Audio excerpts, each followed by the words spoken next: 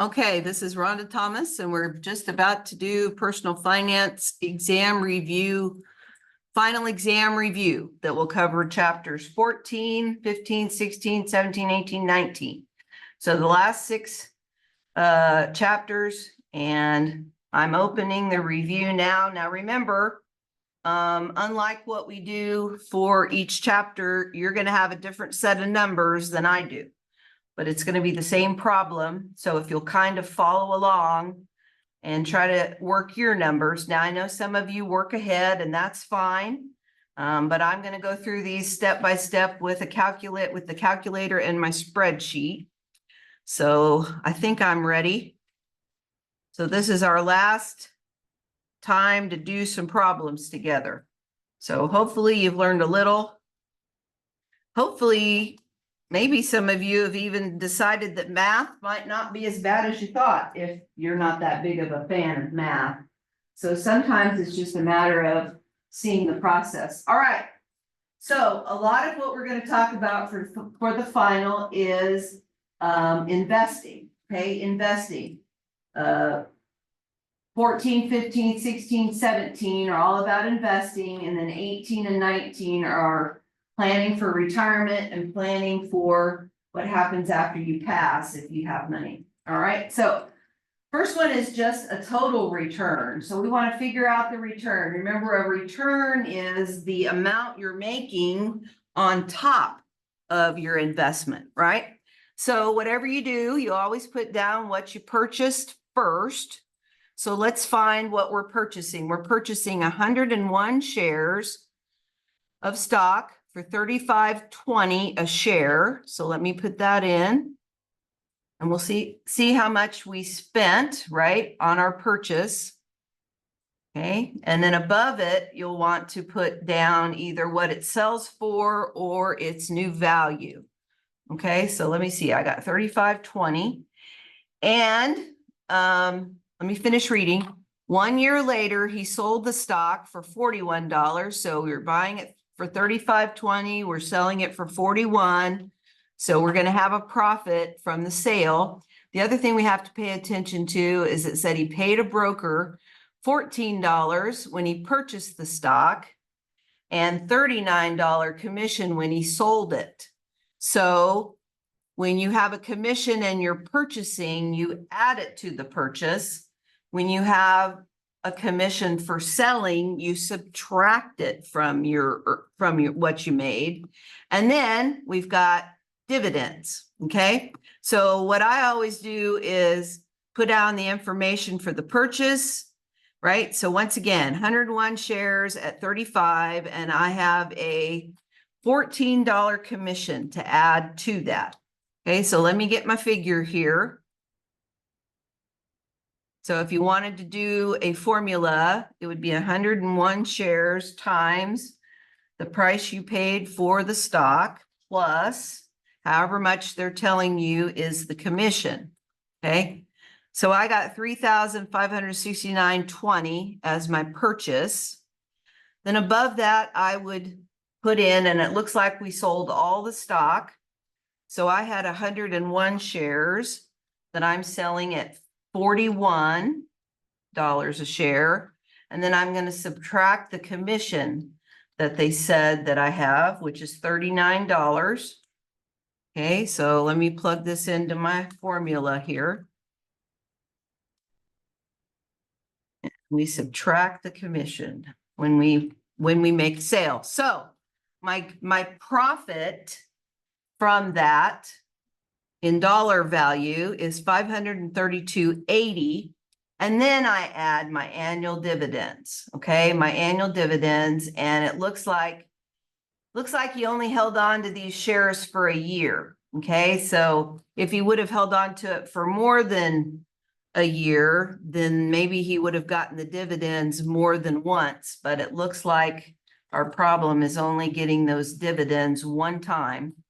So all we want is the dollar amount of the return. So I got $728.80 if things are put in right. I'm going to see if I got it. Looks like it's okay. It rounded it up for me. Okay, hang on. I always get out of sync here with the way it's showing. Hopefully it gives me the same one. No, of course not. Okay, so I'm gonna just go in here and do this one more time. Okay, so this time I've got 140 shares that I buy at $32.50 with a commission of $18. So once again, I'm redoing mine because I refreshed and went into it again. That's okay. It's good practice for remembering how to do this stuff. So $32.50.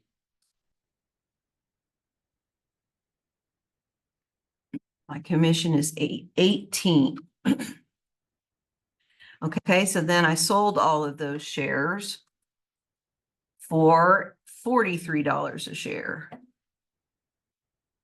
And a commission that I subtract of $42. I think usually a sale costs more, and I think it depends on the volume too. But once again, when you purchase, you add the commission. When you sell, you subtract it. The commission is the broker's fee for taking care of all of that. So once again, I have a profit now of $1,410, and then my annual dividends are $178. So this return is quite a bit more than the other one I was just doing. This one is $1,588 if everything is in here correctly, which I'm going to double check.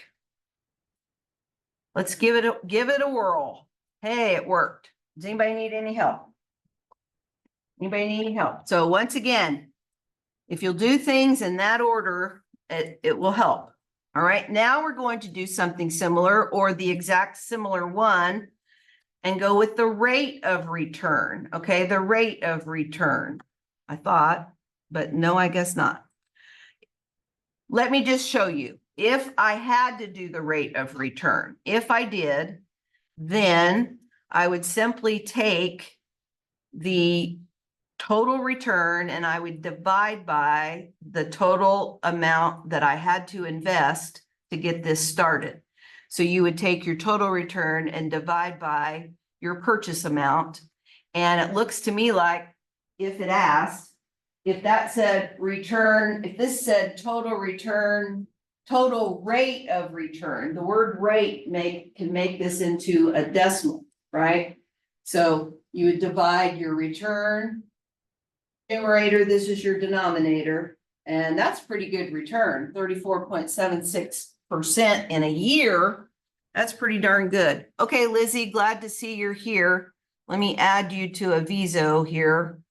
We're just getting started with the final exam review. Okay, so yes, I have you down now. Okay, back to it. So once again, if I had it, if it said rate of return, I would put 34.76 in there. All right. All right, number 2, we're going to find the future value. So it says this person invested $6,550 in chip maker Intel stock because her research indicated the stock should average a return of 8% for investors over the next 4 years. If this stock, if the investors do earn 8% each year, what will her $6,550 investment be worth at the end of the 4 years? So this is one time. This is a one-time amount. So this becomes the future value of $1. So present value is $65.50. Payment gets a 0.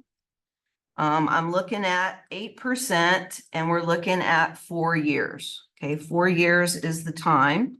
So we're going to use the time value of money calculator and just repeat what we put in to our, and we're looking for the future value.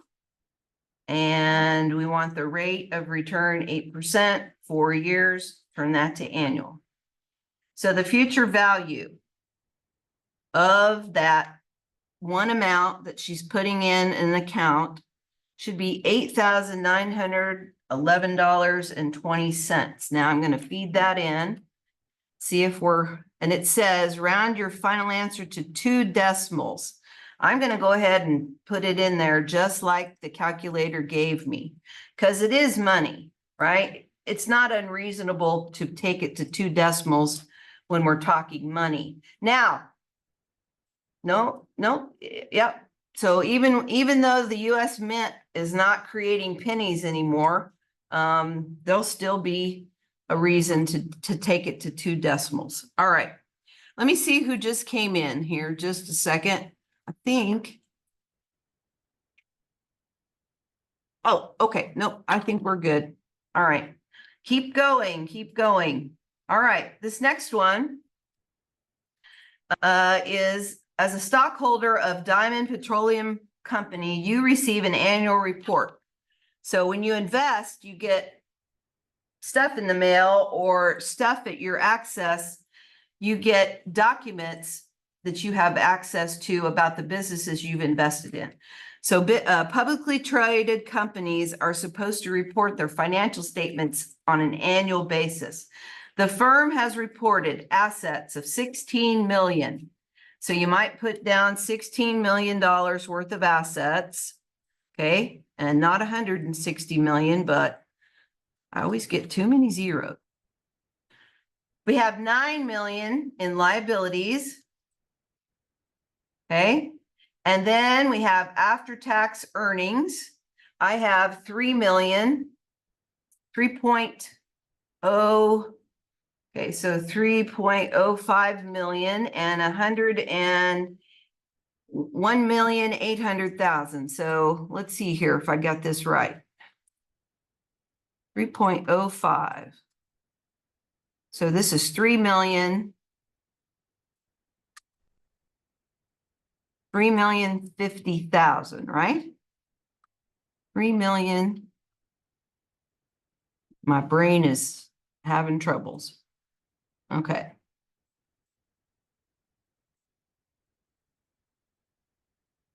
I think that's what we've got there. Yeah. And then we've got 1,800,000 outstanding stock.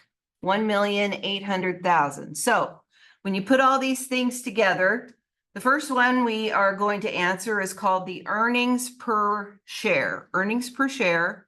This is a financial variable or analysis, right? So what this is doing is we earned, right? So earnings is your revenue minus your expenses. So that's the after-tax earnings after we've subtracted expenses, after we've subtracted taxes. That's what they have left over. So the earnings, which is 3,050,000, divided by the total outstanding shares, okay? So you're going to get a dollar value, okay? A dollar value. So let me put in how this looks to calculate it for those of you who need to know. So this has a formula. The formula is the after-tax earnings as the numerator and the outstanding shares of stock divided by the outstanding shares of stock. So I've got 3,050,000 divided by 1,800,000 outstanding shares. And I've got earnings per share of $1.69. Okay, $1.69. The higher that goes, the more favorable it is to the investments, okay? Now we're going to take what we just learned from A and we're going to use it in another calculation. So hang on to what you just found, because now we're going to do what's called the price earnings ratio. We need to know the market price of the share.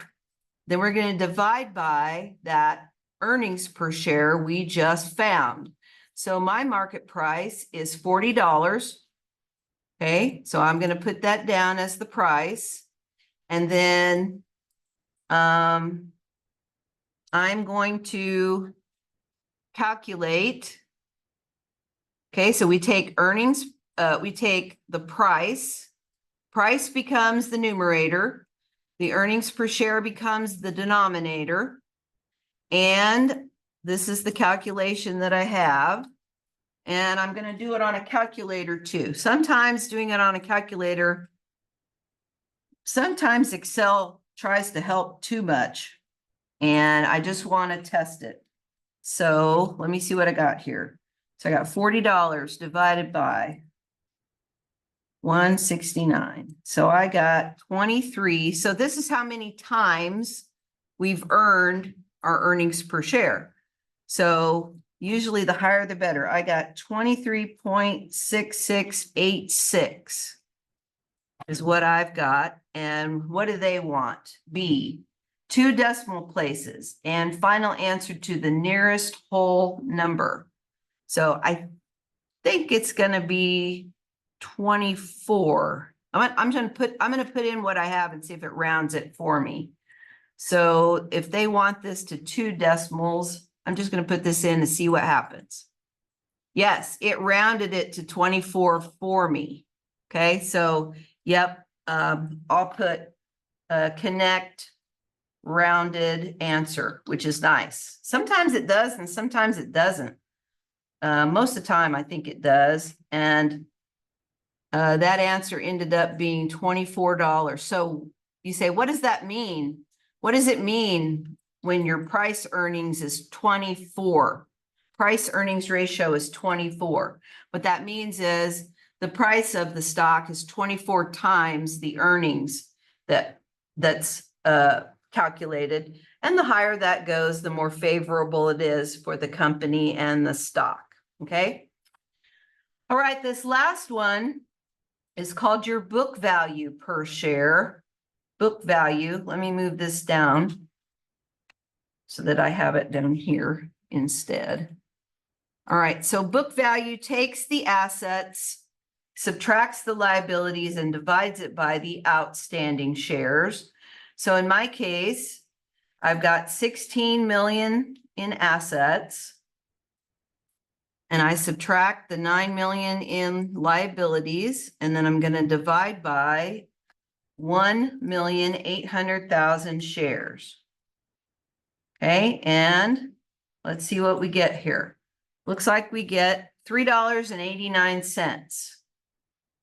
Okay, so instead of the earnings per share, that's, if you take assets and subtract liabilities, if you liquidated the company, that would be pretty much how much each share would be worth at this point in time. So I'm going to put $3.89. Okay. I believe the idea is that the closer this price, the closer the earnings per share and the book value get, I think the value of the stock itself gets better. So all of these things, the higher it is, the better. Okay, the higher that it is, the better. And these are all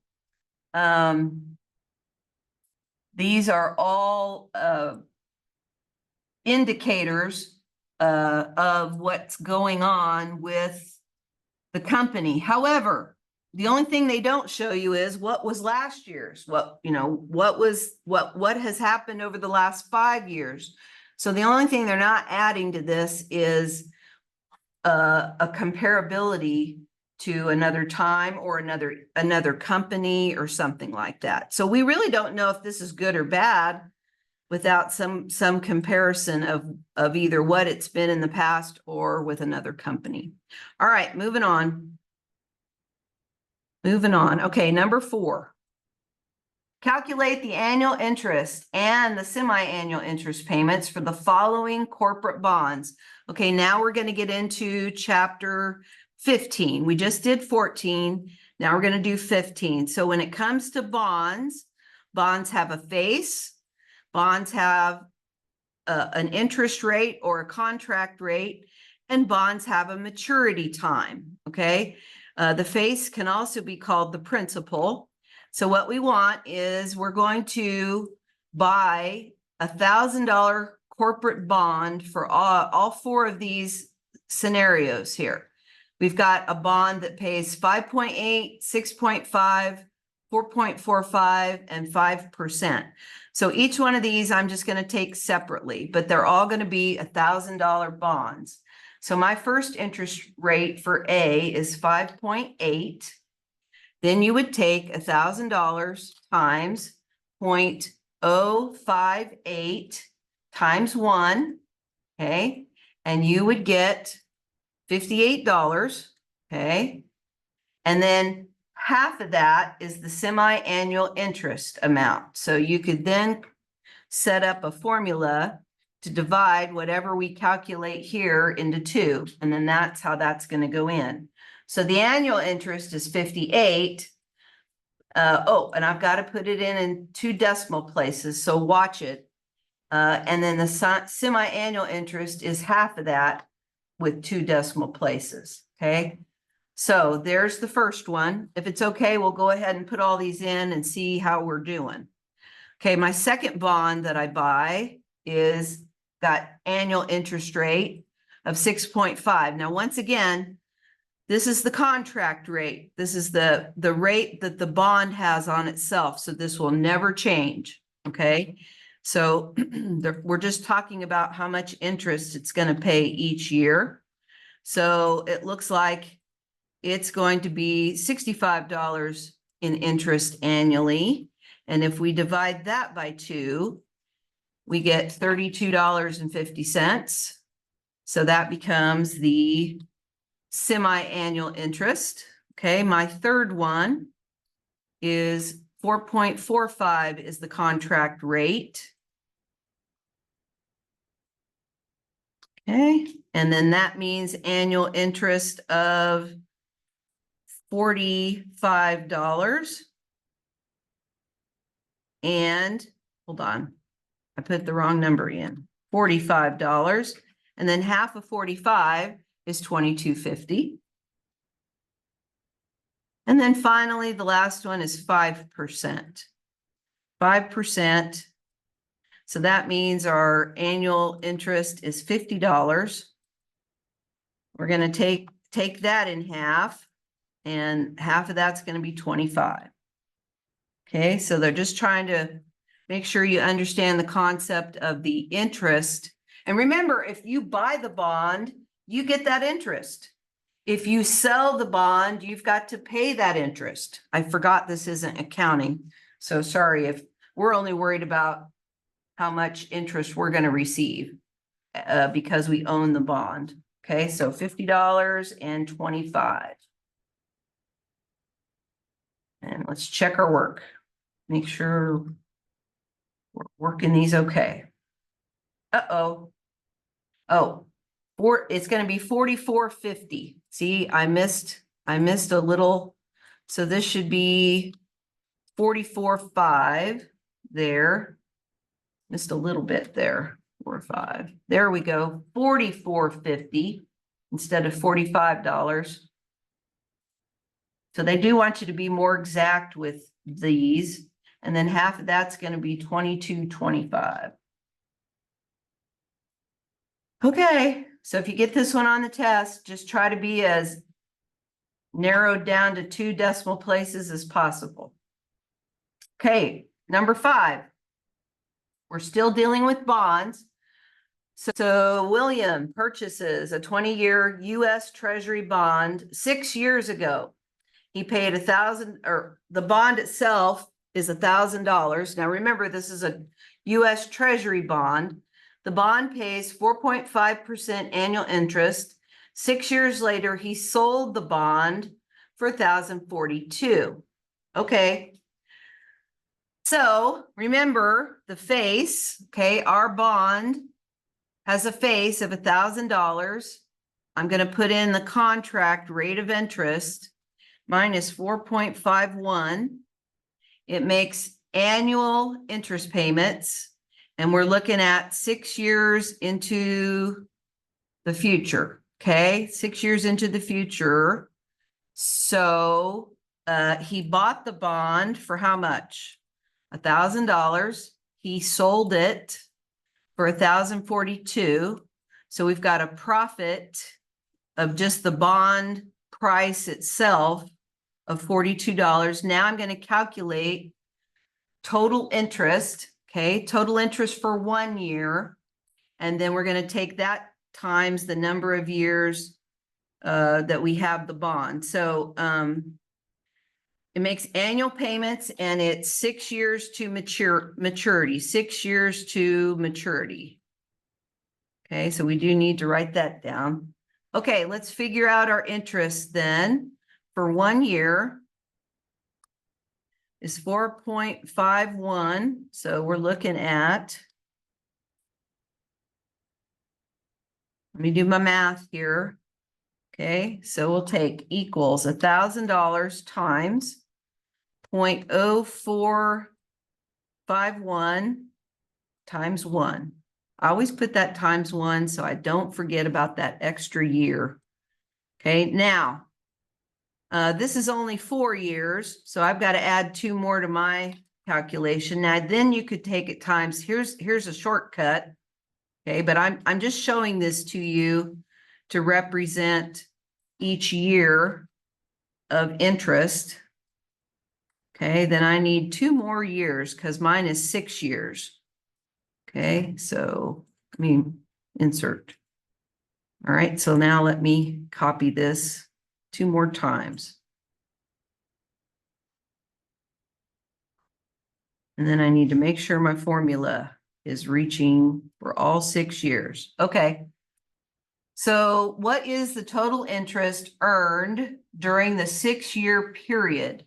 So yes, you could have easily just taken it times 6, but I wanted to represent all the years.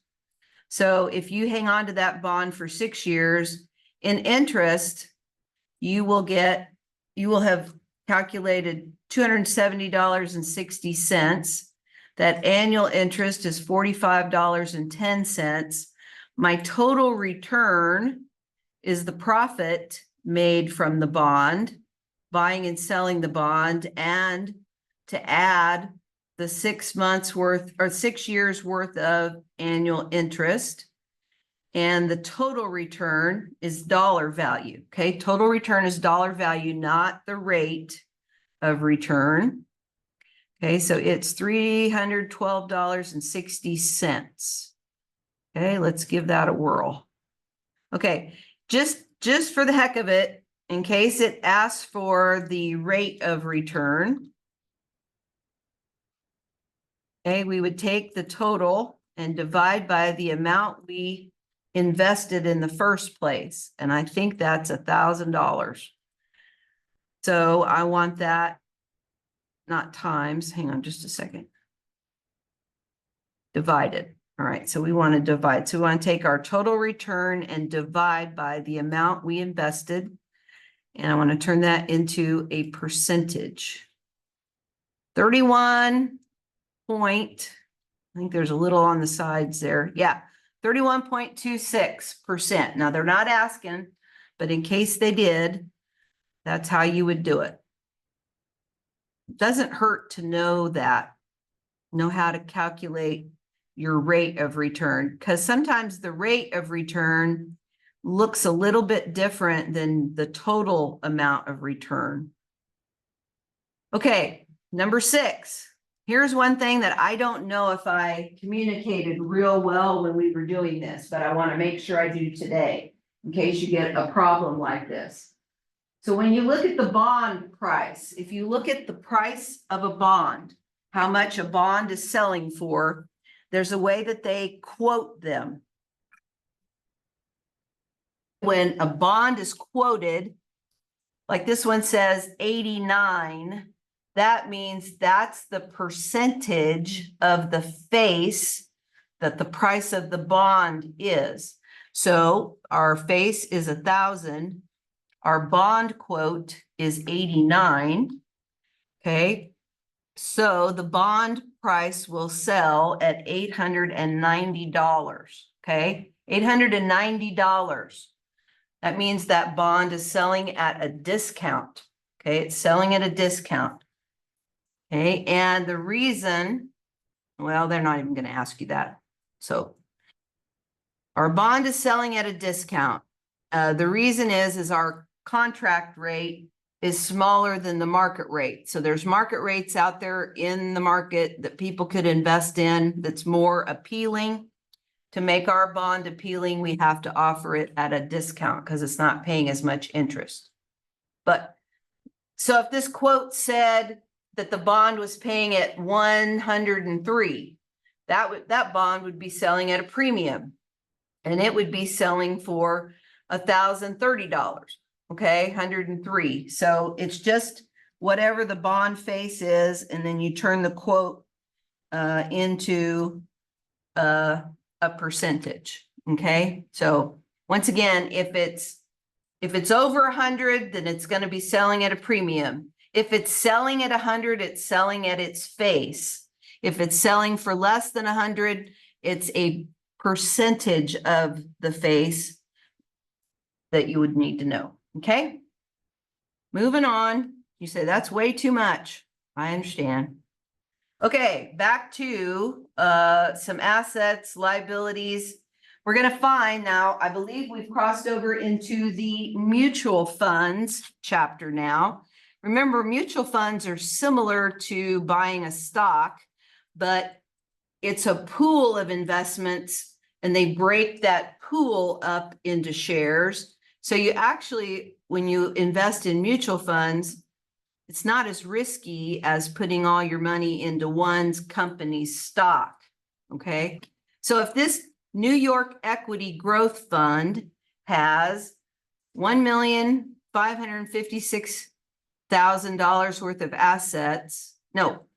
This is in millions. Okay. This is in millions. So just leave it in these numbers right here. Okay. Just leave them. So what we're going to do is we're going to take our assets. So I'm going to put 1,556 in assets. So, and like I said, this is in millions. So that's a billion, 1,556,000,000. We're going to subtract 16 million from it. Okay. So this is how it would look if you were going to put it in a formula. So we got 16 million, and luckily our number of shares outstanding are in millions too. So we can use the short numbers to do this. So, all right. So 1,556 minus 16 divided by 18. That's what you would want to do. 1,556 minus 16 divided by 18.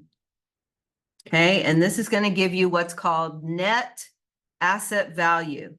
And when you're finished, you're going to get a dollar value per share. Dollar value per share.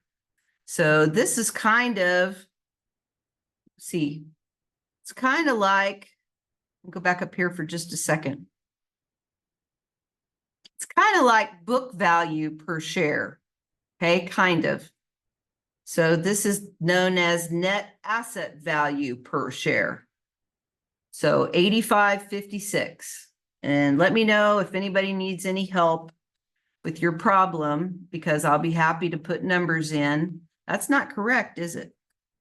Okay, let me see here if I've got things right. Nope. 42 million. I was using the number of shares I had last time. Sorry about that. So I actually have 42 million outstanding shares. That's what's wrong. Okay, 36.67 is the net asset value. So 36.67. And they want you to put that in 2 decimal places because it's money. Okay, so there's that answer. Okay, we have different ratios, different fees that go with investing. So if you buy mutual funds, sometimes usually you have to pay a load. They call that a fee, right? So it says in the prospectus, you say, what's a prospectus? It's a very thick book about all the investments that are in a mutual fund. they have to be transparent about all of the funds that a mutual fund is invested in. So it says, this fund has a fee table that indicates that the fund has an expense ratio of 1.55% that's collected once a year on December 1st. So however much is in your fund, if you've got this mutual fund investment, they're going to pull out 1.55%.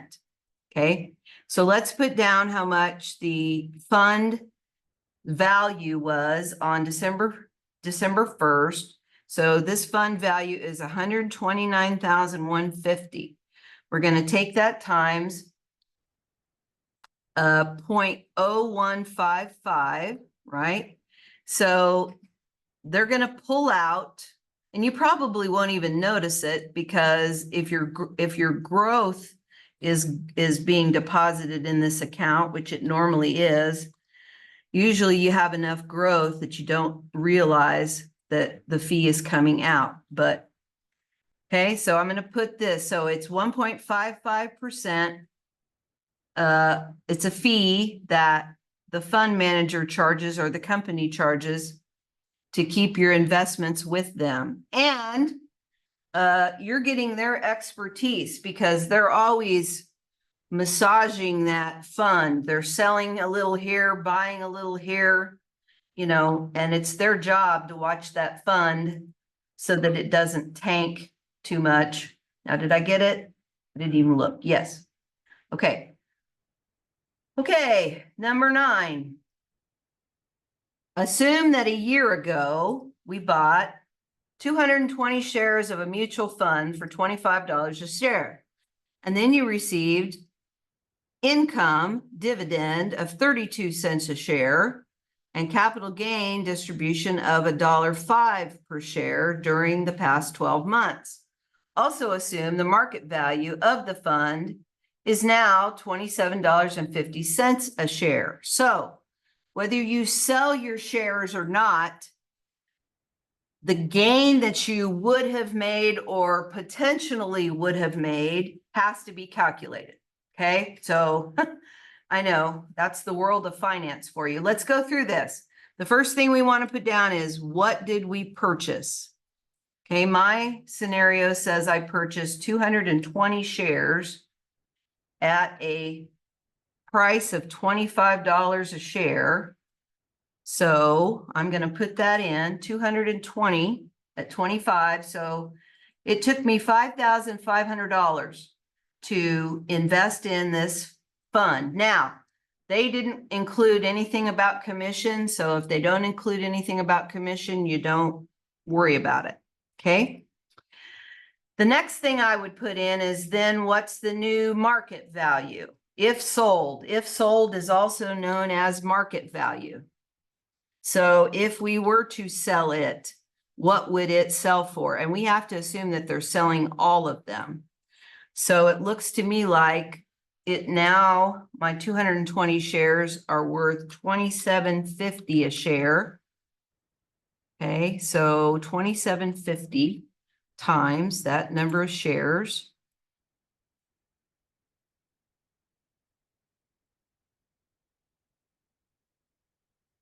I got $6,050 if we were to sell it a year from then. And then that makes a profit of $550. Now, they're asking for the dollar return, and we've got the profit now, total profit, but now we need to calculate the capital gain per share value and the dividend income value. So I have 220 shares.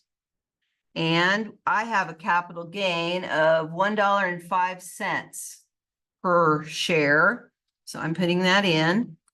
We're going to add these numbers once I get the calculation put in here.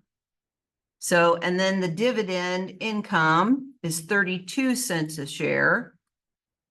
Okay, so here's how much capital gains that that was received.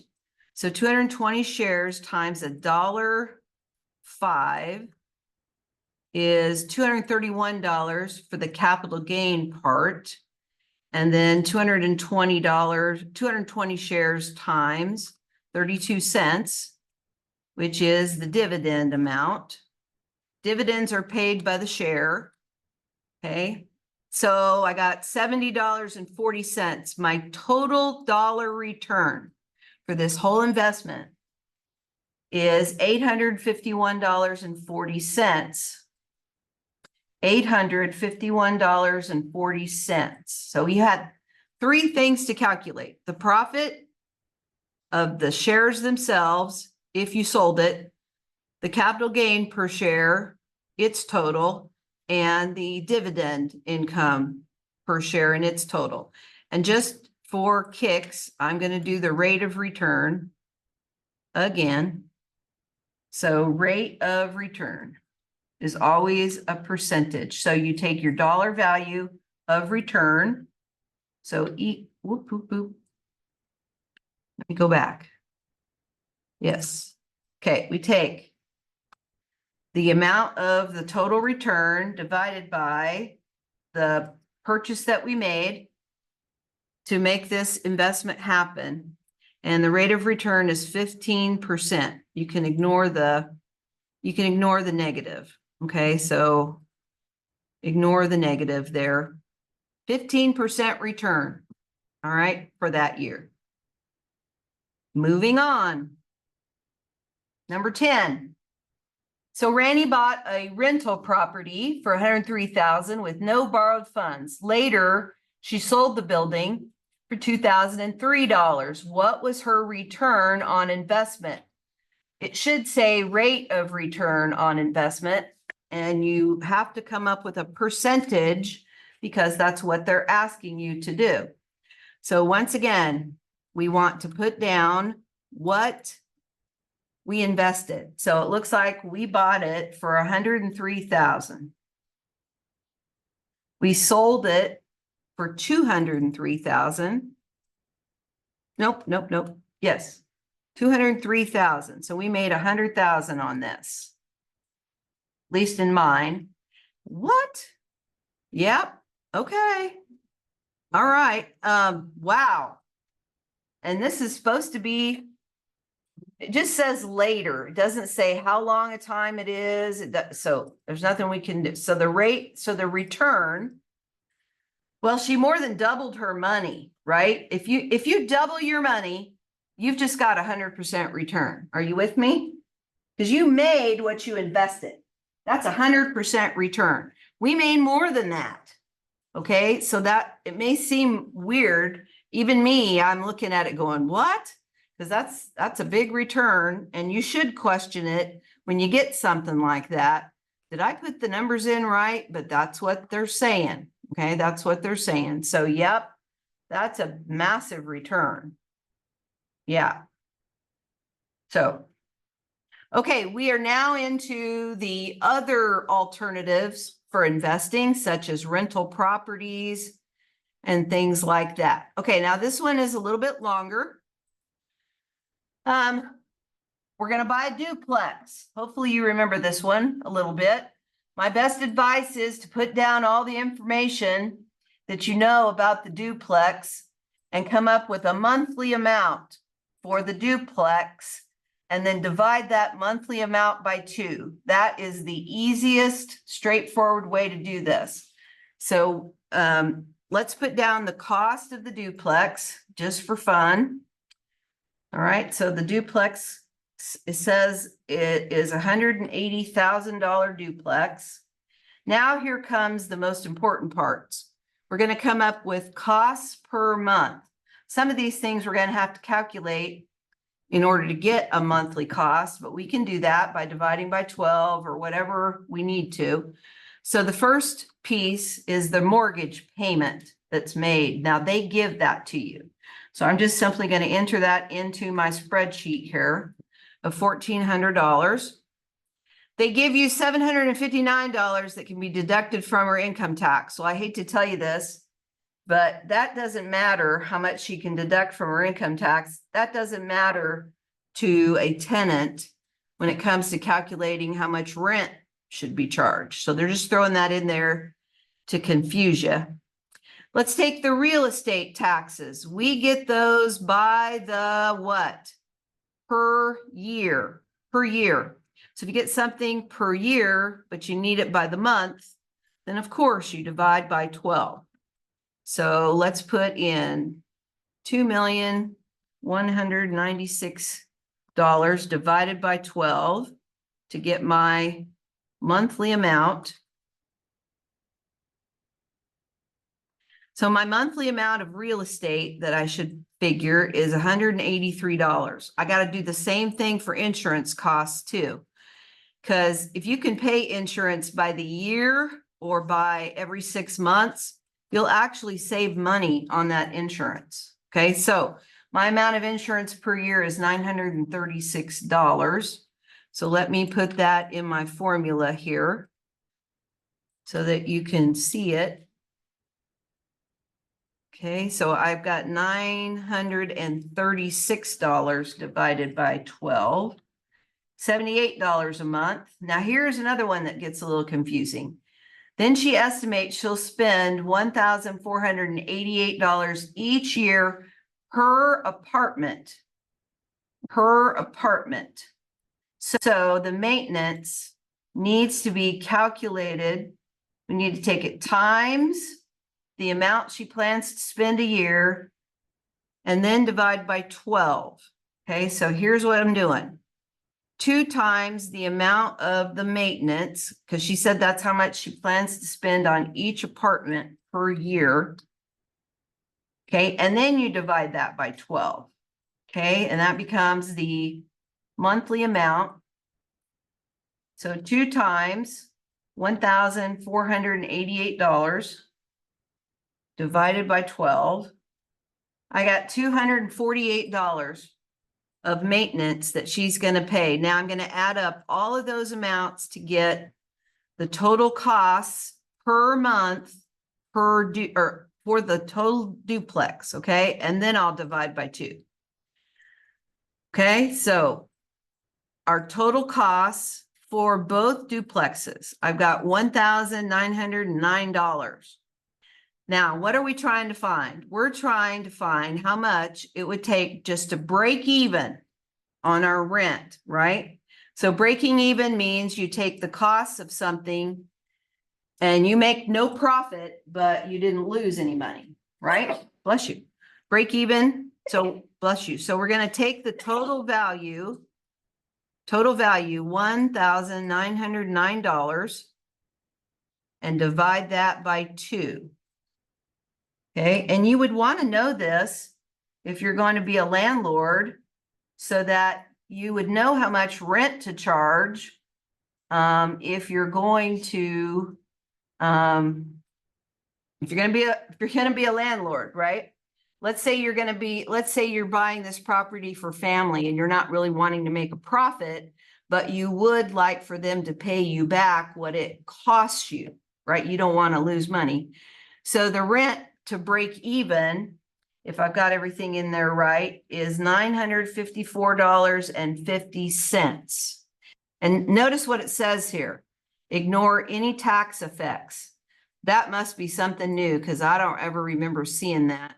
So they're actually telling you just to forget about what you see about taxes, okay? So that must have been something that they needed to explain, which is okay. All right. Uh-oh. Okay. Onward we go. We're going to do some gold now, I think. A little gold, number 12. Yeah. Okay. So Prima purchases 9 ounces of gold in 2005. All right.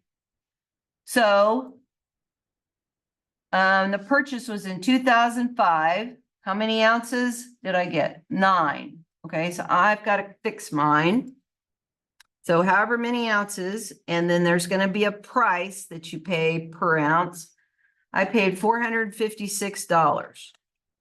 Okay, so I need to take $456 times 9 ounces, and my initial purchase for the gold is $4,104. Okay. And I'm going to go ahead and do that again, just because I want to see. All right. And this is selling everything. Okay. So selling everything. If you sell all 9 ounces of the gold at a price of $982 each, what's your profit? Okay. So I've got to take my number of shares, I'm sorry, at 9 times, oops, picked that wrong. 9 times that price there. Okay, so when I sold it in 2010, so she held on to this gold for 5 years, right? 2005, she made an investment of 9 ounces of gold at $456 an ounce. So her total purchase for this investment was $4,104. And then she sells all 9 ounces of the gold at a new price of $982. And that gold's price went up substantially. Nope.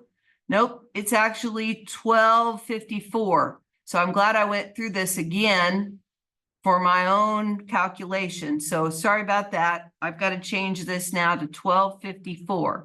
Make sure you're using the 2010 value of the gold. So what would be her profit if she had sold everything in 2010? So the profit is 9 ounces of gold times the $1,254 price. And once again, we purchased it for 9 ounces times the price. So I got $7,182 profit. If anybody needs help, please let me know. Otherwise, I think I'm okay. Yeah.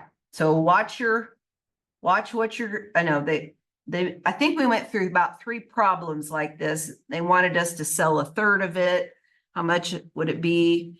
Anytime you sell something for more than you paid for it, you're going to have that much more profit, right? But you don't have a crystal ball to see into the future, so you don't know. But most people buy gold because they anticipate the price of gold going up. Okay.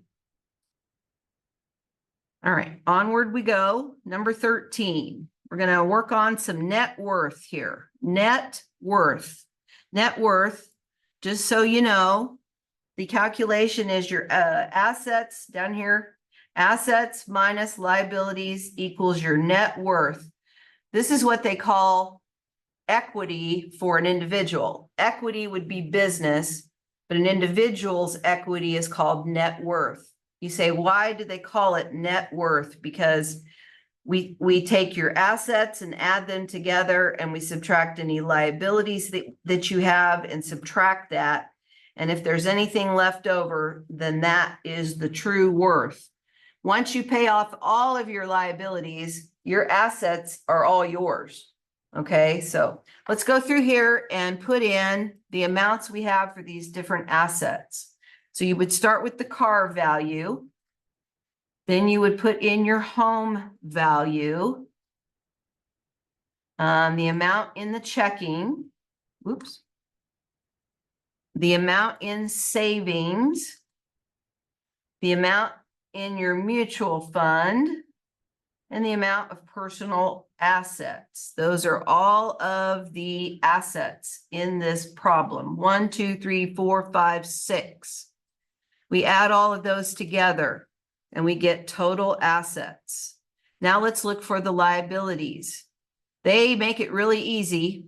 They could have intertwined these liabilities with all of these, which would have made it harder, but we still owe on the car $30,880. We still owe on the mortgage $139,270, and we have a credit card balance of $1,510.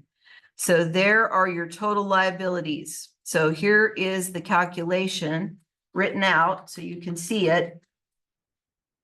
We got $487,810 in assets. And we're going to subtract the liabilities of $171,660. Okay, so there it is. There's the net worth.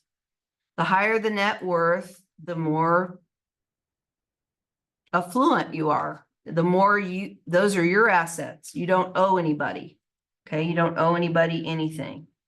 So the higher the net worth, the more money you have, I guess, is the best, the more wealth you have. Okay? Everybody okay? Not hearing anything. That's right. Just keep going. Okay, here comes another time value of money calculation. So some of you are progressing on to another college, maybe after the semester, or you'll be back at Butler. Either way, sometime you may go on to a university, or when you graduate from Butler, you might get some money.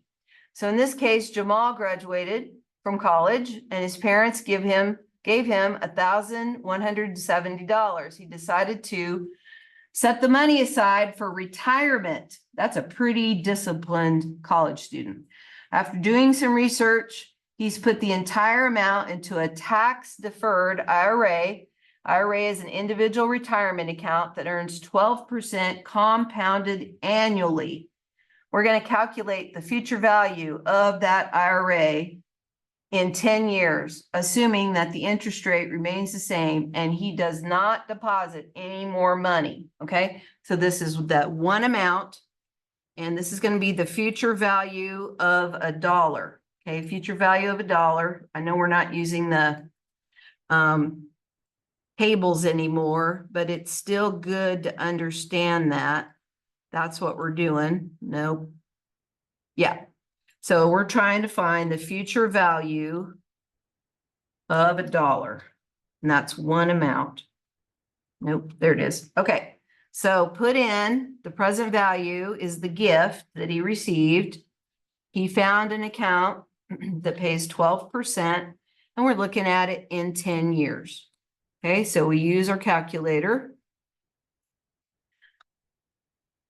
And remember, present value is today's money. And since there was only one amount, it's what it will build to in 10 years without any help but the interest. Okay, so the future value in 10 years, 363384. So he's more than tripled his money in 10 years. Okay, let's see if that is correct. That should be how much is in the IRA. Now, he can't start using that, assuming he's a young person.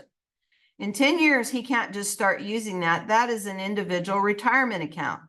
He's supposed to use that when he's retired, and he will be penalized pretty heavily if he tries to use it before he's 55, I think. So it just depends on what goes on and how old he is when he started that. Okay, this one we're going to use this exhibit 1816. So you have $50,000 in your retirement fund that's earning 5.5%. Okay, so let's put down how much we have in the retirement fund and make sure we've got, I think we've all got 5.5 because the table only has 5.5 on it. Notice it's compounded quarterly. So yes, we would want to note that, but the table already notes that. So this table is going to say how many dollars per month can you withdraw as long as you live and still leave this nest egg intact. Okay, so how much is our nest egg? I've got 50,000. Okay, from the table, I'm going to go look up 50,000. Okay, and it's already 5.5%. Let's look at it for life. Okay, and we're going to use that table. So here it is. Let's open it up. So now we go down to the nest egg. How much is it? I've got 50,000. And did they tell us? Oh, here it is. Doesn't matter how long. This is what I find fascinating. it doesn't matter how long you live. If I only take out $230 a month, supposedly, however long I live, that nest egg is still going to be untouched. Okay, so we can take out $230 every month from that account. And because we're taking a lower amount, there's enough to regenerate and keep the $50,000 intact. So that's keeping your nest egg intact. That's keeping your corpus intact. If you ever hear of somebody say, I just live off the interest, that's what they're doing. Okay, I'm just living off the interest. I'm not using any of the corpus. All right, that's what it means. Okay.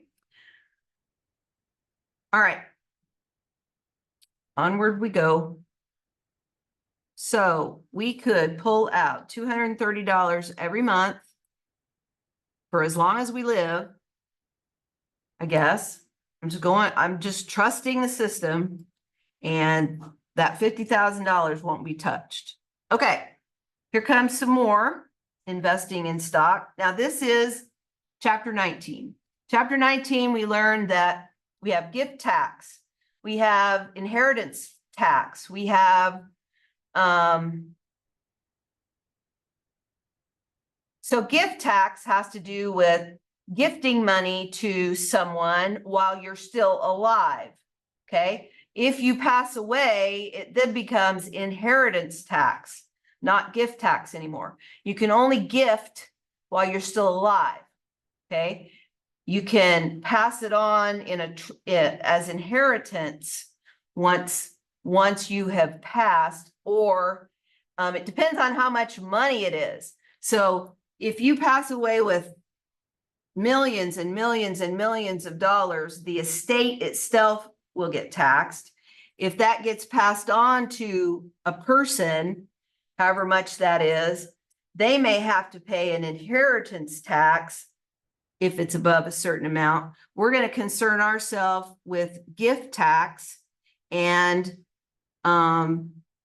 estate tax. That's the one we're focusing on in this chapter. So there's a new gift now.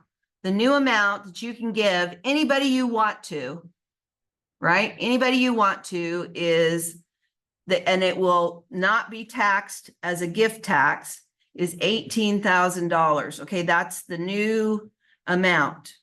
Okay, so it says that there was $10,400 worth of stock in 2024. And then a year later, it was worth $33,100. All right, and I want to put this down. This was the amount gifted. Yeah, well, I put that. I put XYZ value in 2024 when gifted. Okay, but if Joshua would have left that money there and not gifted it out, okay, then how much would have had to be removed from his estate? Okay, and so you have to put the new value down, because Joshua would have had to recognize and pay capital gains on that and so forth. He would have had to recognize the new value of $33,100 in the next year. So however much that value is in 2025, that's the amount that would have had to be removed from Joshua if he would not have gifted that original $10,400. I hope I'm explaining that okay. So a lot of wealthy people gift their money to others so that there's not an applied gift tax. And you can, once again, you can gift somebody as a single person, you can gift somebody $18,000 and there's no gift tax involved. But if you are a couple, a married couple, you can gift $36,000 to anybody you want with no gift tax involved. Okay. Now these last two talk about estate taxes. Okay. Estate taxes. Estate taxes is the tax rate that someone's estate is levied. Okay, remember a tax is a levy. It's an amount that's paid on an amount. Now, most of the world doesn't have to worry about this, but those that are affluent, and there's a certain amount that gets exempted. Okay, so the exempt for one person right now, and I'm going to open this up just to look. Here we are in 2024. That's the most recent line, right? When we get ready to do 2025, we will file our taxes in early 2026 for the previous year. I look for that to be even higher. So in 2024, the gift exemption, that's how much in millions you could leave in your estate and it not get estate taxes levied. So this person is leaving a certain amount in their estate. So I've got 2,150,000. That's how much the estate is worth in the year of death. But the exempt amount is 13,610,000. So that's well under that threshold. So there won't be any estate taxes. So you just put 0. Okay, no estate taxes. If that would have been $1 beyond this amount, right? If that would have been $1 beyond that limit, let me go back to the table, then that would have been taxed at 40%. So if your estate as a single person would have been worth $13,611,000, that $1 would have been taxed at 40% and you would have owed 40 cents. So anyway, that's kind of how that works. So we'll keep this at the ready for the next one. Okay, so now it's a couple, right? It's a couple that have been married a long time. They've got an estate worth, I've got 10,600,000. So write that down, how much their estate is worth. If Joel or Rachel dies in 2024, how much federal estate tax would the surviving spouse have to pay, assuming that the estate is taxed at 40%? Well, because they're a married couple, there is no estate tax applied to any amount. I don't care if it was $100 million. Any money that passes from a husband to a wife or a wife to a husband, there is no estate tax applied to that transfer. Okay, so it's going to be 0. It's going to be 0, and it's even well below the exemption amount anyway. So if they both die, however, okay, if they both die and there's money in the estate, look what the estate limit becomes. Look at this, right? This estate limit becomes twice that limit because they're a married couple. So if all this gets left in an estate and both the husband and wife have passed, they can make up to that amount and no estate tax will be applied. Okay? All right, that's it. That's all she wrote. It's 12, almost, sorry, I kept you a minute after. Okay, I will do a little video on the project. Okay, so if you need any help, but I doubt you're going to. So I'll start the video here in a few minutes and it'll be out there, but. So, okay, Zoomers, we're done for today and for Thursday, unless you need me to help you with something. So I will be in here for just a few minutes Thursday, probably on Zoom for just a minute or two, but you do not have to report in. You do not have to. I'm only going to do it for someone who might have a question. Oh, I have a question on, so I was working this problem. Okay. And, oh, let me stop. Oh. That's okay. Goodbye, Zoomers. Have a good rest of your day. And if I don't see you, happy holidays. Okay. Have a good one. Hope to see you back in the spring. Tomorrow.